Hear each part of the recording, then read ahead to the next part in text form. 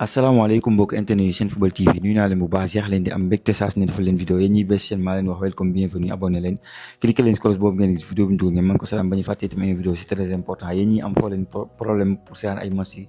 championnat bu mu mën a nekk ci àddina ak Ligue des champions ak leneen contacté leen ñu tout de suite ñu dóoral leen ko 1 an au 77 685 78 12 moo xam fii si réew nga nekk moo xam bitim réew nga nekk dañ leen koy defal du càng du di am benn problème donc gars yi gis ngeen ne tey xibaar dama koy dooree nag si Habib Beye nag dafa def benn conférence de presse bu xamante ne wax na ci lu bëri par rapport ak ni mu ñëwee ren waa Marseille attente bi problème yi mu fa fekk est-ce que moom dina mën a dalal donc en conférence de presse ñëw na ne il est très heureux content mais émotion yi du ko àmbal du ko yóbbu daal nee na daal bu fekkee am na ko mu woo yaayam la woo wax ne kon xam nga waxoon na ko bu mu bés bu mu ñëwee Marseille wala di mel naa la woo na ko mais après instant su liggéey bi la nekk parce que amul temps Marseille nii àjjuma lay joué donc nee na avant nag muy ñëw staff bi fi nekkoon def na liggéey bu am solo pour match bi parce que nekk yow temps bu tuuti nga am pour préparer match bii de mu ne non avant may ñëw nii def nañ lu bëri mais man quelque lii rek la ma siy yokk barewul quoi donc moom instant yi li fi ñëw mooy objectif yi nga xam ne teg nañ ko en place dina ko jéem a atteindre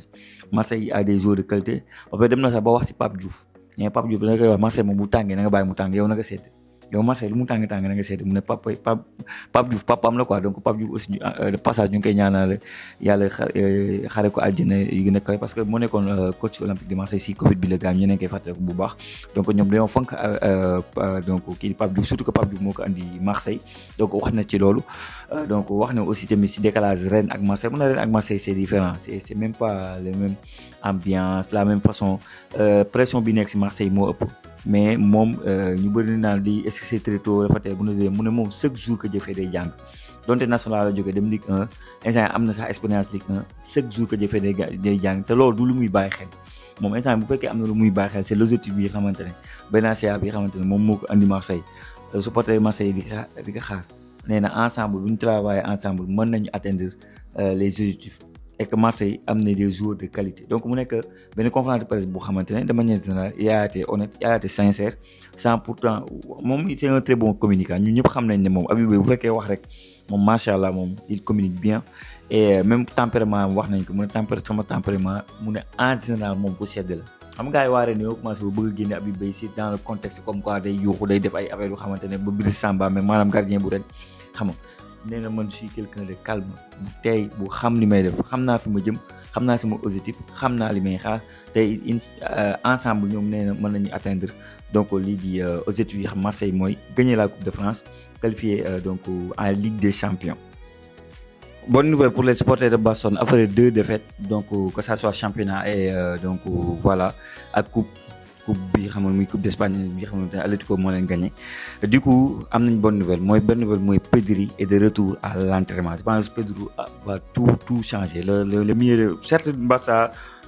seen hors yi def noonu xam nga défense bi am na problème et tout mais le milieu terrain avec Pedri Barça avec Pedri et Barça sans Pedri ça c'est deux Barça différents quoi et je pense que il va tout changer quand même loolu laa yaakaar donc ba tey Barça gis ngeen ne temps yi ñoo ngi critiquer sa waay rek Balde donc jamono bi waa Manchester United pourrait faire une première offre de 40 millions d'euros pour Alejandro donc Balde donc yéen a ngi gis selon Team Talk Fisasas xam moo joxe bi lay xibaar en tout cas la gis naa ne tey temps yi supporter Barcelone ñoo ngi dal bu baax Balde il faut savoir Balde niveau bu extraordinaire bi mu yor ma gis naa gis un Balde bu extraordinaire depuis Xavi nekk fi temps fi moment bi fi Xavi nekkee dama gisoon un Balde mais très fort comme boo ma waxoon en 2026 dem naa 2026 ay at ci kanam Balde day bokk sur les meilleurs mais force de constater que il n'a pas encore progressé carrément quoi surtout cette année.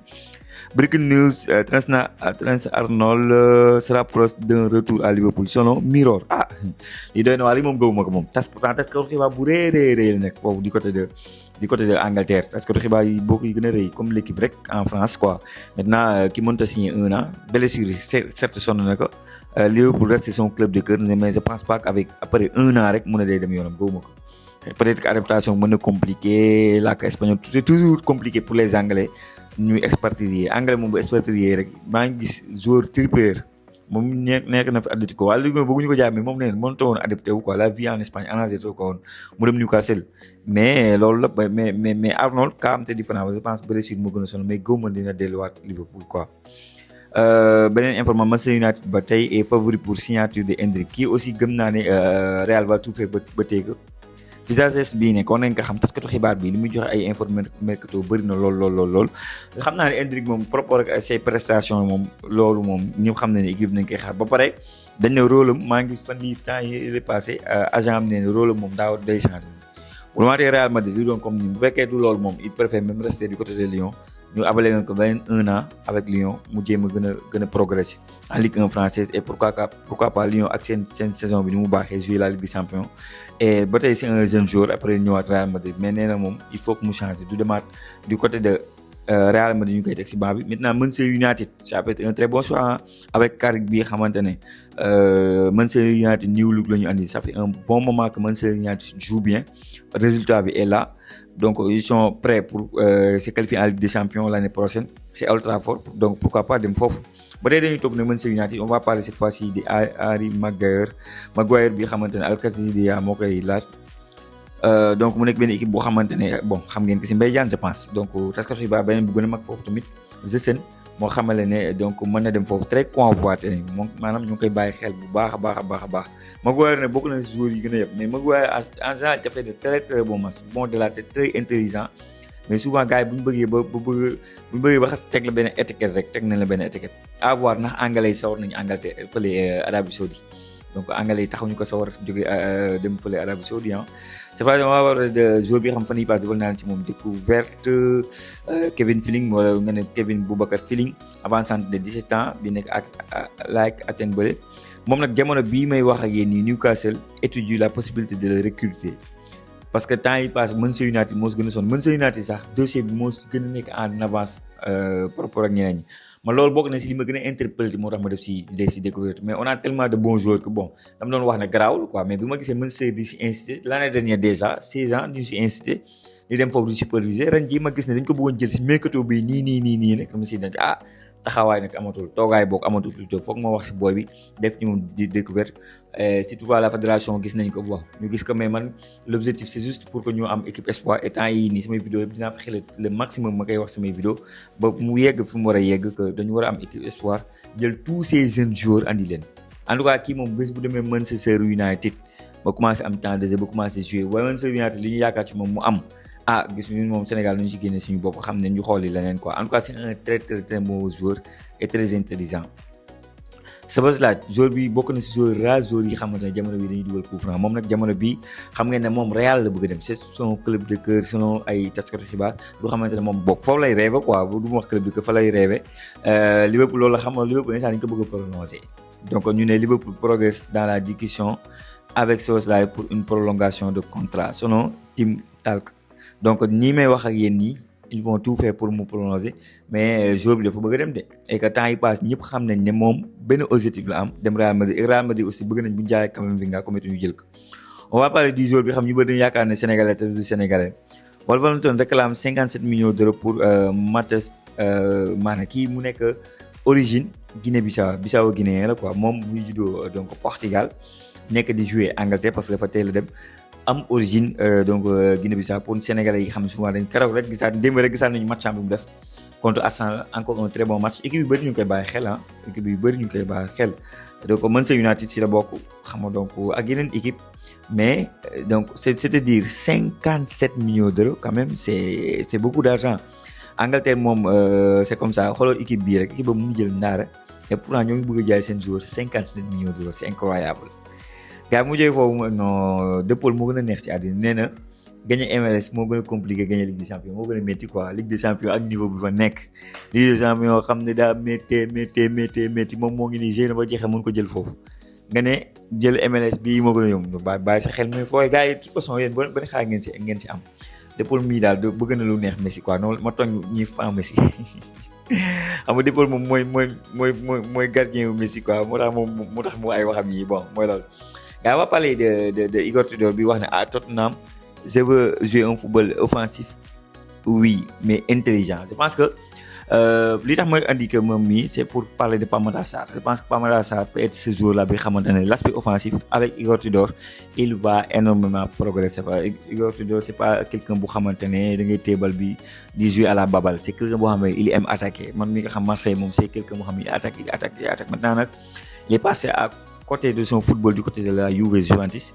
en espérant que du côté de Tottenham mu réussir, mais surtout avec un Pape Matar Sarr bi xamante ne je veux voir Pape Matar Sarr décisif, je veux voir Pape Matar Sarr titulaire, entraîneur bi fi nekkoon da ko doon banc, et j'espère que à l'entraînement Pape Matar Sarr fait tout son possible pour convaincre Igor Tudor. Igor Tudor moom boo xasee ba convaincre ko ba mu nga am confiance am tu vas être titulaire, il du li muy changé taxu ko bëri noonu. Donc bu ñu jógee foofu on va parler de Coutinho bi xamante ne parce que vraiment mooy seen capitaine ñu ngi def le tout wax nañ le tout convaincre nañ ko fu ne pour mu prolonger moom mu ne leen déedéet tegal nañ ko xaalis ak li mën a déedéet. def na déclaration ne moom mental dafa sonn quoi, physiquement c'est fatigant le football actuellement, donc il n'a pas encore décidé day terminer sa carrière, mais instant mu nekk di réfléchir à voir na day dem benn club. Mais joueur nag amul vie de joueur football rek donte xaalis bu bëri na joueur yi moom wala ko xam joueur xam na joueur presque amul vie tout le temps ñoo ngi ci football bi et Coutinho carrière bon yàgg na yàggul, même si moom si c'est plus la fin moom ak Neymar même génération la, mais ça reste un grand joueur de football. Bon yow Saka prolongé encore une fois avec Arsenal. Je pense que Arsenal ça c'est le plus important. Waaw c'est bien de sécuriser le joueur ba équipe yu mag ba ñëw jël ko, mais le plus important mooy dem jëli ci Premier League. Xoole ngeen nelaw ngeen ba démb ndaare bi fekk leen de 2-0 jusqu'à 2-2. Man Arsenal xaw ma leen bëgg am Saka am tous ces joueurs là, même si vous avez des absents, ndaare bi warul mën a dóor ndaare bi mu dee fekk foofu 2-2. Pour man loolu c'est impossible, warul mën a nekk. Donc championnat bi daal nan ngeen ne nelaw xoole ba Manchester City ñëw ne jël coupe bi coppet jël yóbbu. Donc encore une fois xoolaat leen seen bopp quoi waa Arsenal. Donc c'est bien de prolonger Saka, c'est ton meilleur joueur et tout, c'est un joueur fantastique, mais il faut gagner la Premier League. Bon wax si aussi Courtois bi xamante ne dafa bokk si ñi xamante ne moom Le Mans non ñu bëri xam nañ Le Mans bi mu nekk Ligue 1 française amoon ay joueurs Gervinho fa lañ ko xamee, fa lañ ko découvrir ak beaucoup de joueurs comme ça. Le Mans la moom nag daf ci investir, bokk na si ñi xamante ne dañoo moom club bi, am actionnaire la si daal noonu laa ko mën a waxee, actionnaire la si club bi di Le Mans. Beneen bonne nouvelle concernant Isaac bi xamante ne Alexandre Isaac ñëwaat na, retourné dem na salle et tout, moom aussi dafa blessé woon, gis ngeen bu blessé léegi Ekitike moo yor mbir mi Liverpool moom gars yi fàtte nañ ne jënd nañ plus de 100 millions moo tax football daal moo ngi noonu, en espérant pour les supporters de Liverpool mu retrouver le niveau bi xamante ne amoon na ko Newcastle. Mais on a toujours dit que ku ci yàgg seen football di nga xam ne kii valeur am du 150 millions, football yàqu rek léegi 150 millions pour Isaac quand même. Ça dugalul biiw ko lu mu dugalul mënoo xanaa doon daa sànni corner bëgg ko mu dugg moom tamit, loolu man xam nga c'est un très bon joueur. Waaw dëgg la, mais pas 150 millions d'euros. En tout cas c'est une bonne nouvelle pour ñoom. À noter que aussi donc Mamadou Diakhou démb dama fàtte wax passe décisive bi mu def, ñu bëri interpellé nañ ma si commentaire yi par rapport ak le joueur ndax ñoo koy bàyyi xel bu baax. gars yi kii ñoo ngi koy bàyyi xel bu baax, man dama bokk si ñuy gëm ne